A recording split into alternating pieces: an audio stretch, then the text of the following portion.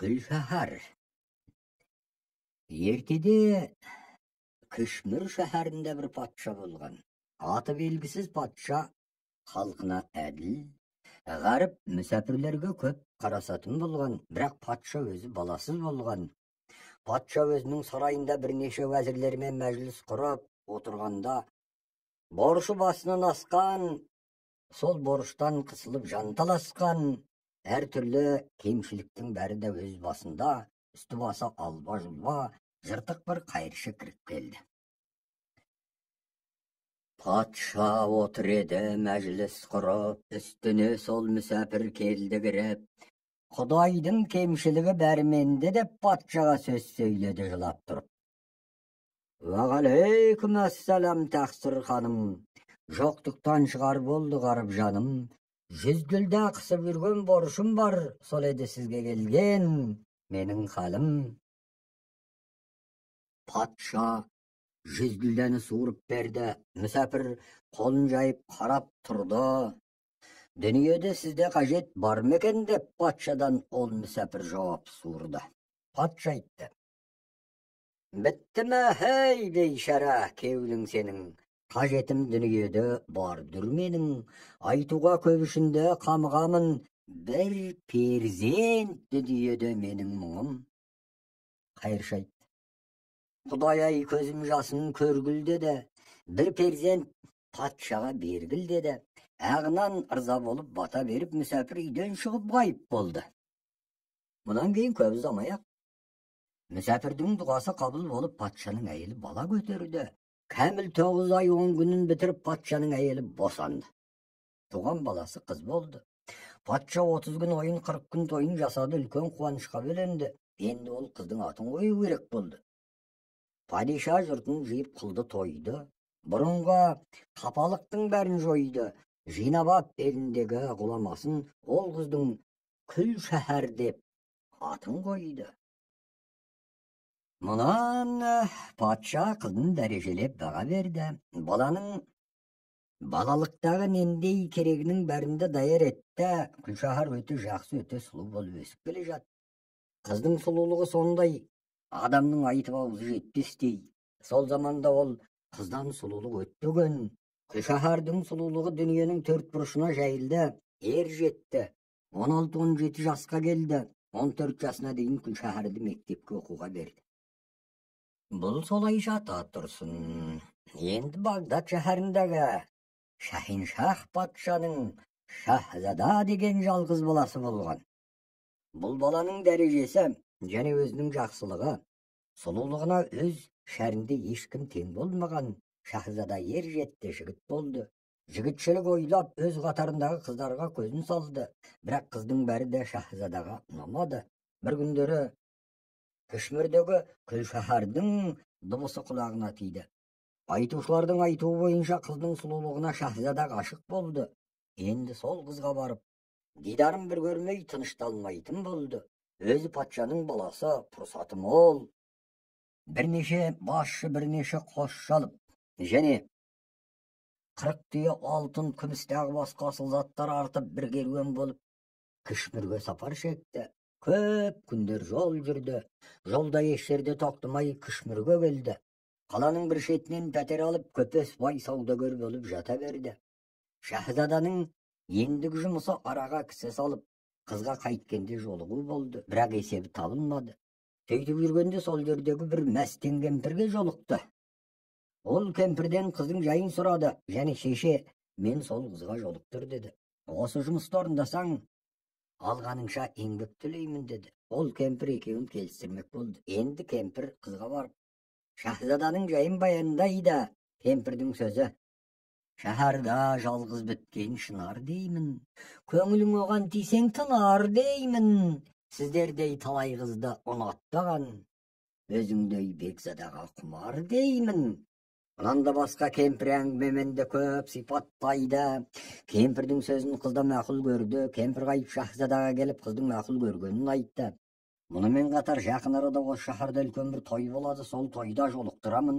Odan berk jerde bolmaýdy dedi kempir. Az gana günden keyin toy boldy. Toyga halyk köp ýyldy. Toyga Gülşahar da geldi.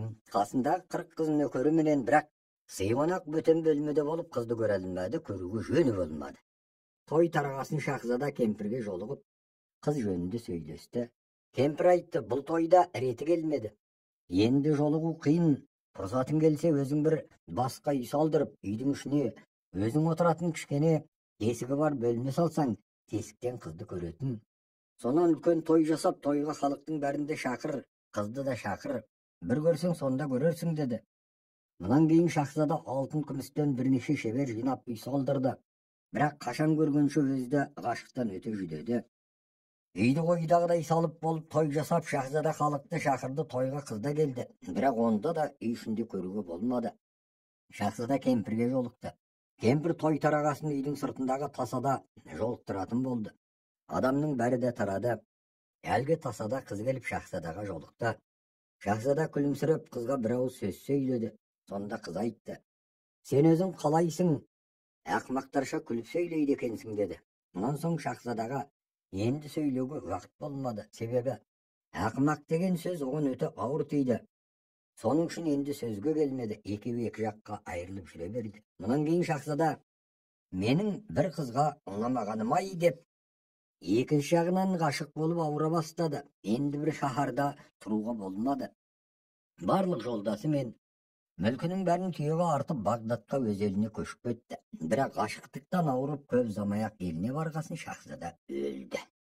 Әкесі Шахиншах патша жалғыз баласының басына сол өлген сағатында алтыннан күмбездеген там салдырды.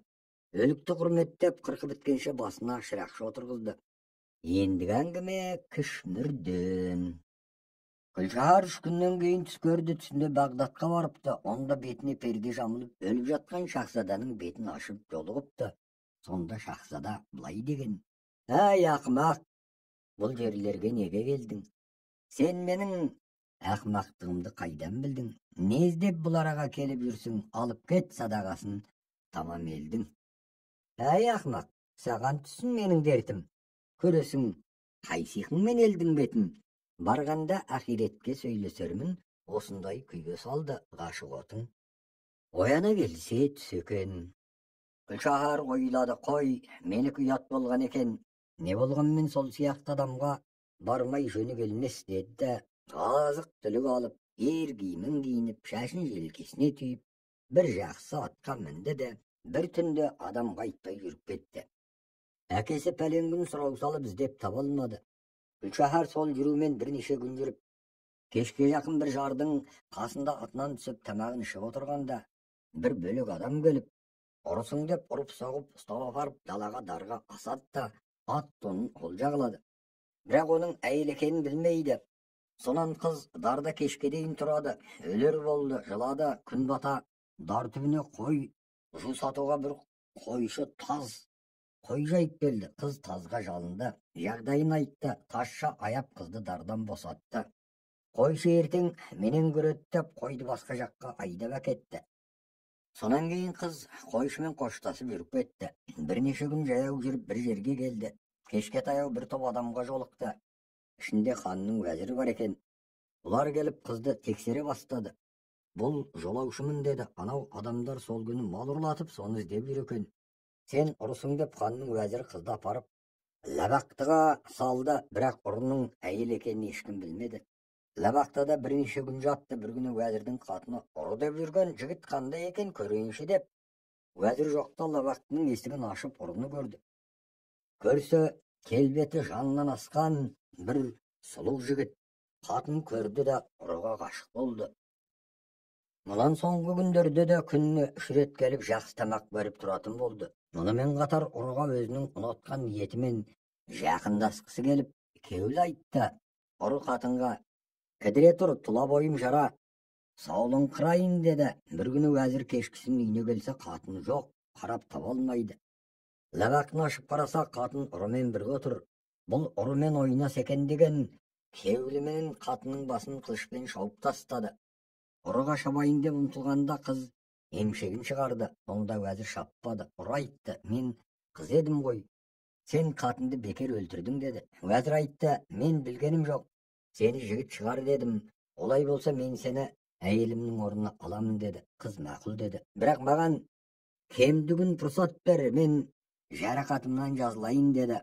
Лабақтыдан шығып уәзірдің тамағын істеп беріп, уәде бойынша жақындаспай жүрді. Бір күні уәзір шаршап келіп түнде қатты ұйықтады. Қыз тұрды да уәзірдің өз қылышымен басын пірақ шапты.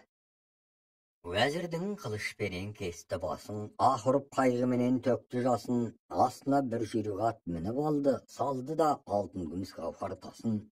Ғарып қыз түн ішінде жүріп кетті, уәзірге қатынымен ажал жетті. Сол күні түніменен тынбай жүріп Бағдатқа таң атқасын келіп жетті. Шәһәрдің бер жағында бір қойшыға жолығып, қойшыдан елдің амандығын және жөн сұрады. Қойшы айтты: патшаның жалғыз балашы Шахзада Кішмірге қыз деп барып ауырып келді де өлді. Өлгенге 15 күндей болды. Басқалар аман. Анау жарқырап тұрған Шахзаданың тамы деді. Қыз келген еңбегім қайттады және арманда болдым ай деген жабырқаңқы кеуілмен шәрге жүре берді. Қыз ойланып, әуелі барып Құран оқып, ғашығымның бетін ашып көрейін деген кеуілмен молаға келіп аттан түсіп Құран оқып басындағы адамның ішіне кіруге рұқсат алды. Тамның ішіне кіріп, қабірдің бетін ашып, Шахзада мен келдім дегенде жігіт басын көтеріп алып, дегенде аузынан қыл жалын лап-лап шықты. Анық өлмеген ғашықтықпен талып жатқан екен. Күлшахар Шахзаданы арқалап бірге алып баруға ойлады. Сонда Күлшахар былай деген: Кішмірден ауру болып елге қайттың, 15 күн ғашықтықтан өліп жаттың, тағдырға мың шүкірлік таныстырған қайғының мен де бір ай дәмін таттым. Тағы да басқа көп толғаулар айтады. Мұнан кейін бір үйге арқалап алып барды. Шахзада жазылып, екеуінің де тілегі орындалды. Біреу барып патшадан балаң тірілді деп сүйінші сұрады. Патша оған нанбады, және біреу барып сұрады, оған да нанбады.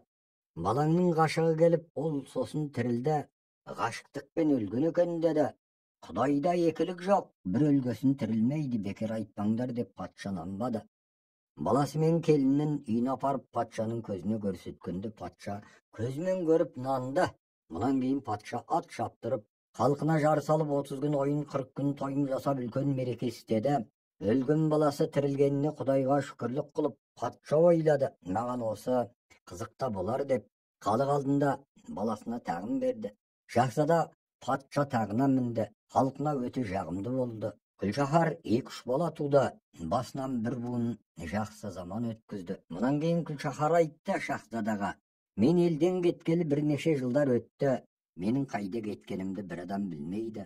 Атанам тіріме өліме, бұ да маған белгісіз. Өзімді атанамды сағындым. Менен басқа баласы да жоқ еді. Енді өлі болса дұға істеп, тірі болса барып қуантайық деді. Әуескі күйме жегіп, балалар мен Шахзада екеуі Кішмірге жүрді. Кідірмей бірнеше күн жүріп Кішмірге барды. Күлшахардың атанасы тірі екен. Баяғы орынша патша болып тұр екен, бірақ өте қартайған екен. Жоғалып кеткен қызы тірі табылғанға патша жүрегі жарылғандай қуанып, үлкен той жасап, сол тойда патша: өзім үлкейдім, жасым жетті, жоғалып кеткен жалғыз балам табылды. Енді маған мұнан артық дәуір болмас. Тағымды халық алдында балама беремін деп патша тағын Шахзадаға берді. Сөйтіп, Шахзада 2 жұртқа патша болып мұратына жетті. Төлеген мен Нәзипа. Бұрынғы өткен заманда бір кемпір мен шал болыпты. Шалдың жасы 70 екен, кемпірдің жасы 60 екен. Кемпір жүріп бірнеше жылда бір бала табады. Ол баласының атын Төлеген қояды. Ол баласы 10 жасқа келгенде жылқы бағады. Жылқы бағып жүргенде бір қыз келіп аян береді. Мен 7 қабат жердің астындамын, маған бармасаң, менің атым Нәзипа. Менің атымды Нәзипа деп аузыңнан тастама деп айтып кетіп қалады. Сонан соң Төлеген далада жүрсе де, үйде жүрсе де Нәзипа деп аузынан тастамайды. Сонан соң әкесі әдейілеп баласынан бір күн сұрайды: сенің Нәзипаң не шырағым, маған айтшы. Не десең соны қылайын дейді. Әкесі үйде көрсең әкесіне қарап: әке, Менің айтқанымды қылатын болсаң, менің Назипа деп жүретінім мынау еді. Анау күні жылқы бағып жүргенімде бір тастың тұсында қисайып отыра кетсем, көзім ілініп кеткен екен. Сонда бір қыз келіп, түсімді аян беріп кетті дейді. Сонда әкесі, не деп аян беріп кетті дейді. Сонда Төлеген тұрып әкесіне, мен 7 қабат жердің астындамын, маған бар, менің атым Назипа. Егер маған бара алмайтын болсаң, менің атымды Назипа деп аузыңнан тастама деп еді. Бәлки менің айтқанымды қылатын болсаң, мен сол қызға барамын, бата беріңіздер дейді. Әкесі, қой балам, барма. Жолда жезтырнақ, жылан, тау-тайлақ дегендер болады. Олар жаман болады. Жезтырнақ қолымен бір салса қырқылып қаласың. Тау-тайлақ болатын болса жеп жібереді. Жыланның уы тиіп кетсе, улап өлтіреді дейді. Содан бала соған көнбей, жылқысына бір жүгенді алып кетеді. Жылқысына барып жүген салдырлатса, бір жаман алма-жұлма қотыртай шауып келеді. Сосын Төлеген, Назипаға сені мініп барушы мен деп, әлгі жаман қотыртайды жүгенмен ұрып жібереді. Төлеген тағы тұрып, жүгенін сылдырлатса, әлгі қотыртай тағы шауып келеді. Әлгі ұрғаны ма, одан да жаман қылып жүгенмен жаман сабайды да қоя береді. Тағы сылдырлатса, тағы әлгі қотыртай шауып келеді. Сосын Төлеген осы жаман тайда бір нәрсені біліп жүрген шығар деп, жүгенді мұнын апарып ертеген шақ, адам қызығарлық бір сұлу бар болады. Сосын Төлеген ел жұртын жинап алып, қанекей, мен 7 қабат жердің астындағы Назипа дейтін қызға барайын деп жатырмын, маған баталарыңызды беріңіздер дейді. Сонда ел жұрты, Құдай пешенеңді ашсын деп батасын береді. Сосын Төлеген әке-шешесінен бата сұрайды. Әке-шешесі батасын бергісі келмейді. Сонда Төлеген тұрып шешесіне қарап, енді сіздер баталарыңызды берсеңіздер де, бермесеңіздер де кетемін дейді. Сосын әке-шешесі теріс батасын береді. Ол арадағы ел жұртының ішінен бір адам шығып Төлегенге, шырағым Төлеген, 1-2 күн жол жүргеннен кейін бір үлкен бел бар, сол белдің ар жағында бір салып тоғай бар. Сол тоғайға барып ет пісіріп жеп отырғанында жезтырнақ келеді дейді. Одан кейін Төлеген 3 қойды үйтіп алып, ауылынан шығып жүре береді. 2 күн жүріп әлгі адамның айтқан төбесіне басады. Сосын әлгі адамның айтқанындай-ақ бір тоғай бар екен, сол тоғайға барып аттан түсіп, атын тұсап, сол арада етін пісіріп жеп отырғанда бір қатын келеді. Сосын Төлеген тұрып, жеңге ет жеңіз дейді.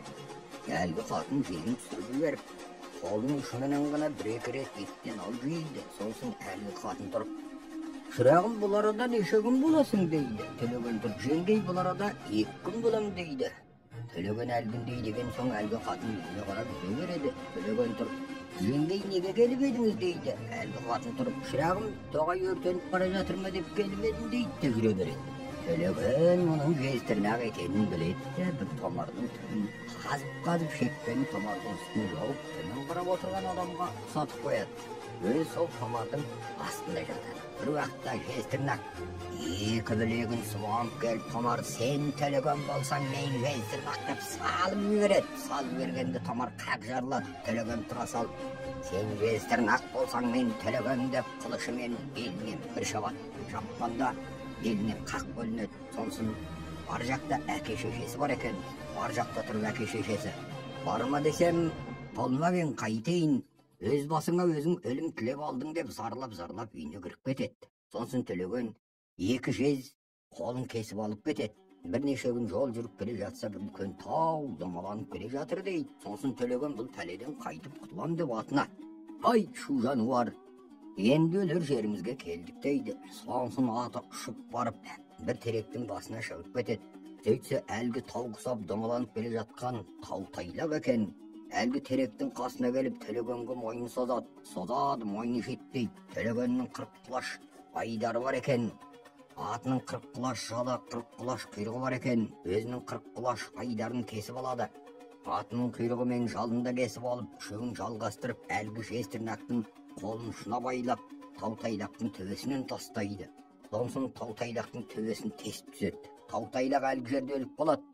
Төлеген жерге түсіп әлгі тау-тайлақтың төбесін ойып алады, ойып алып кетеді. бірнеше жол жүріп келе жатса, күнді тұман қылдырып, бұлт бастырып үлкен бір нәрсе айдап келе жатыр екен. Оның жылан екенін біліп, айт шу жануар енді өлер жерге келдік деген екен. Ат ұшып барып бір теректің басына шығады. Сонсын жылан неше қырым жерден ұн шашады, Төлегенге жетпейді. Теректің жанына келіп шашады, онда да жетпейді. Сонсын Төлеген әлгі жез тырнақтың қолын тастайды.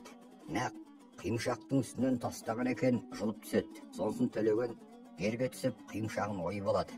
Онан кейін Төлеген жүріп келе жатса, бір ақ киімді, ақ сақалды, ақ есекті шалға жолығады.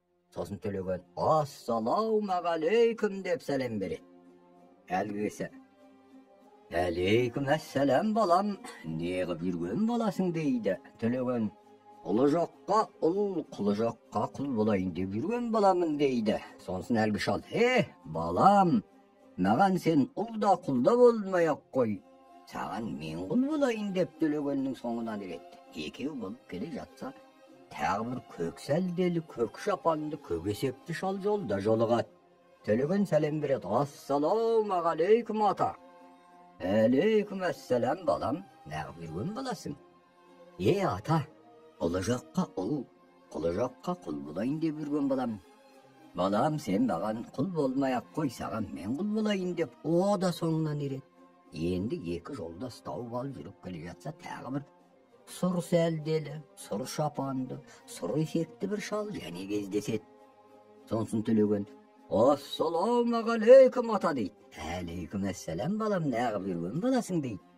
Төлеген алдында айтқандарын бұғанда қайталайды. Балам, маған ұлда құлда болмай-ақ қой, саған мен құл болайын деп соңынан ол шалда ереді. Сонсын төртеуі бір көлдің басына ауқаттанайын деп түсіп демалып отырғанда, әуелгі жолыққан шал Төлегенге қарап «Балам, мына күншығыс жақта бір жаман дауыс шығады ғой» дейді. Сөйтсе әуелгі жолыққан тыңшы екен, екіншісі сыншы екен, үшінші есепшіл екен. Таңшы әлгіндей деген соң, қылышын қолын алып жайдақ аты мініп, «Сіздер осы арада тұра тұрыңыздар» дейді. Айдап шауып бір ақ боз үйге келсе, бір ханның қызы байлаулы тұр екен. Есіктен әркілмей Төлеген кіріп келеді. Сонда әлгі байлаулы қыз тұрып «Ойбай, келіне, Айдахар бар. Бүгін мені жұтатын күні. Осы арада бірнеше мың үй бар еді, күнде біреуін жұтады. Менің әкем хан еді, Айдахар менің әкеме. Сен осы қызыңды байлап беріп кет» деген екен. «Егер байлап беріп кетпесең, өзіңнің тұқымыңмен құртам» деген екен. Сонан қорқып мені байлап беріп кетті дейді. Сонсын бір уақытта Айдахар келді. Айдахар келе бергенде Төлеген қылышпен екі салып өлтіреді. Сонсын қызға «Әке шешең қашып кетті деп нанбас, мына Айдахардың құйрығын, мұртын кесіп берейін» дейді. Қызға Төлеген Айдахардың мұртын, құйрығын кесіп береді. Сонсын қуана-қуана үйіне қарай жүгіріп бара жатса, кеше шешесі қызына «Құдай берейін» деп тезектері бір екен. Қызын көре салып ханға барып «Хан-ау, хан, қызым келе жатыр» дейді. Сонсын хан далаға шығып, «Ол тілеуі құрғыр менің басымды құртайын деп келе жатқан шығар» деп бір атты мініп алып қызының алдынан шығып, «Балам, кейін қайт, менің басымды құртайын деп келе жатқан шығарсың» деп кейін қумақшы болады. Сонсын қыз «Әке, мен Айдахарды өлтіріп келдім» дейді. Оған әкесі сенбейді. «Әке, сенбесең құйрығын, мұртын кесіп алып келдім» деп әлгі кесіп алған құйрығын, мұртын әкесіне көрсетеді. Сонсын бұның өлтіріп келгеніне сенеді. «Шырағым, кім өлтіріп берді?» деп қызынан сұрайды. Қызы «Әке, бір жігіт келіп қылышпен екі салып өлтірді» дейді. Хан қуанып той жасап, жер жүзінде адам қалдырмай шақыртады. Жұрт биліп болғаннан кейін хан жігітіне қарап «Далада адам көрсең, соны шақырып кел» дейді. Сосын жігіт «Анау көлдің басында 3 адам көрдім, соны шақырып алып келейін» деп барса, әлгі 3 адам 4 адам болып қалыпты. Сосын әлгі 4 адамды шақырып ханның алдына алып келеді. Сосын тамам адамды әлгі ханның қызының алдынан өткізеді. Қыз орта кезіндегі Төлегенді ұстай алады. Хан қызын Төлегенге «Ал» дейді. Төлеген «Мен алмаймын, мына қасымдағы жолдастарыма берсең мен ырза болам» дейді. Онан кейін әлгі әуелі жолыққан тыңшыға беріп жібереді. Онымен ол кетеді. Сонан соң үшеу болып бір жерге келсе, бірнеше адам бір дариядан өте алмай жылап тұр екен. Төлеген әлгі адамдарды ұрып соғып қайыққа мінгізеді. Өзі есетін ескекті алады. Онан кейін ортасына барған кезде қайық қайқаң ете қалады. Төлеген шынашақ қолын суға салса, қолына бір жүзік іліне кетеді. Оны алады да қалтасына сала салады.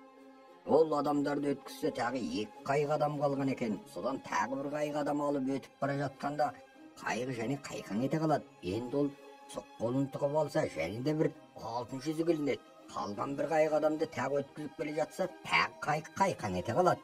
Сонсын Төлеген бар қолын тығып алады. Сонда қолына бір алтын кебіс ілінеді. Оны алып кетіп бара жатса бір жерден қисық түтін көрінеді. Барып келейін деп соңын қарап жүреді. Бір уақытта әлгі көрінген қисық түтінге келеді. Келсе бір тұр екен. Төлеген үйде кім бар дейді. Өзіміз бар деп есіктен қатын қарайды. Төлеген шеше түсіп көже іше кетуге бола ма дейді. Шырақтарым түсе қойыңдар дейді. Сонымен Төлеген қасындағы жолдастарымен түседі. Өстіп үйге кірсе әлгі кемпірдің 3 қызы бар екен. Үшеуі тырқ-тырқ етіп күле береді. Кемпір тұрып, жалмауыз қатындар неге күле бересіңдер дейді. Сонсын кемпір тұрып, кіші қатын сен неге күлесің дейді. Кіші қызы тұрып, менің Төлеген шынашақ қолымдағы жүзігімді алғанына күлемін дейді. Ортаншы қатын сен неге күлесің дейді. Ортаншы қыз тұрып, мынау Төлегеннің сұқ қолымдағы жүзігімді тартып алғандай қылып алғанына күлемін дейді. Кемпір үлкен қызына, үлкен қатын сен неге күлесің дейді. Сонда үлкен қыз тұрып, мен Төлегеннің ғайбатымен кебісімді қорқытып алғанына күлемін дейді. Төлеген сұп-сұр болып отыра береді. Сосын істеп берген тамағын ішіп болып атына мініп алып айдап кете береді. Бірнеше күн жол жүріп бір жерге түсіп тамақ жемекші болады. Төлеген атынан түсіп, қалай болды деп бір үлкен тастың үстіне шығып алып жылап отырып көзі ілініп кетеді. Сосын Төлегеннің түсінде Нәзипа аян береді. Төлеген, мен осы астыңдағы тастың ішіндемін. Сырт кесікті қасқа тай болып тепсең ашылады. Тағы да ішінде бір есік бар. Ол есікті алшақ мүйіз ақсерке болып сүзсең ашылады. Ал енді оның ішінде бір есік бар. Ол есікті қолыңмен итерсең өзім ашам дейді де кетіп қалады. Сосын Төлеген тұрып әлгі Нәзипаның айтқан сөзінің бәрінде істейді. Үйіне кіріп амандасып сүйіседі. Бірнеше ай жатады. Сосын Төлеген Нәзипаға, мен үйде қарап жатпайын, аңаулап келейін дейді. Нәзипа оның айтқан сөзін мақұл көреді. Төлеген аңаулап кетеді. Бір кемпір Төлегеннің соңынан қалмайды. Төлеген-ау, мен сенің шешең емес пе едім деп 2-3 күндей соңынан қалмайды. Сосын Төлеген әлгі кемпірді үйіне ертіп алып келеді. Нәзипа жылап есікті ашпай отырады. Төлеген келіп, есікті аш атаңа нәлет. Менің шешем келгенде неге есікті ашпай отырасың дейді. Сосын Нәзипа есікті ашады. Әлгі кемпір өзі бір жалмауыз кемпір екен. Bir хан Төлегеннің қатынын алып келіп бер, онан кейін не қаласаң соны ал деп жіберген екен. Сонсын әлгі кемпір бірнеше ай жүріп келініне, шырағым, баламның жанын не екен соны сұрап кел дейді. Нәзипа барып Төлегеннің жанын сұрайды. Төлеген сонда, менің жаным от дей берсе өліп қалам дейді. Кемпір мұны есіткеннен кейін бір айға дейін от деп жүреді, оған Төлеген өлмейді. Келініне тағы сұрап кел дейді. Тағы барып Төлегеннен сұрайды. Төлеген, менің жаным су дей берсе өліп қаламын дейді. Нәзипа енесіне келіп, балаңның жаны су екен, су дей берсеңіз өліп қалады екен. Мұны естіп алып кемпір бір айға дейін су деп жүреді. Бірақ Төлеген өлмейді. Сосын тағы да Нәзипаға барып тағы сұрап кел дейді. Нәзипа тағы да барып сұрайды. Төлеген, мені өлтіре алмай жүр екенсің ғой. Менің жаным анау тұрған сары орамал, оны апарып суға салып жіберсе өліп қаламын дейді.